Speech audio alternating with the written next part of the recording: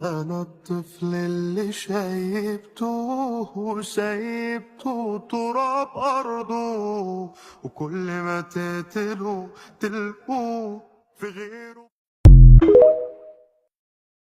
এই কান্না প্রিয়জনকে ফিরে পাওয়ার, এতদিন পর স্বজনকে কাছে পাওয়ার এই আনন্দ যেন বাঁধ ভেঙে দিয়েছে খুশির।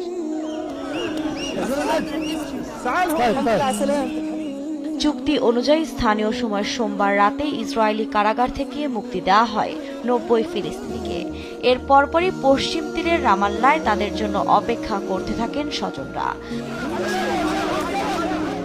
গাড়িবহরটি সেখানে পৌঁছানো মাত্রই এক আবেগঘন মুহূর্তের সৃষ্টি হয়। আতশবাজি পুড়িয়ে পটকা জ্বালিয়ে আনন্দ উদযাপন করেন ফিলিস্তিনিরা।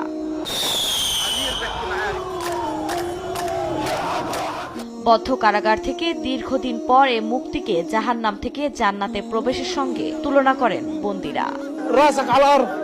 আমি জাহান্নাম ছেড়েছি এবং এখন স্বর্গে আছি। তারা আমাদের মারধর করত, আমাদের দিকে টিয়ার গ্যাস ছুটত, আমরা মেঝেতেই ঘুমাতাম। সেখানে খাবার নেই, পানি নেই। আমি গত ৫ মাস ধরে জেলে আছি। যুদ্ধের পর থেকে কারাগারের অবস্থা খারাপ। আগে পরিস্থিতি খারাপ ছিল, কিন্তু এখন আরো খারাপ। কারাগারের অবস্থা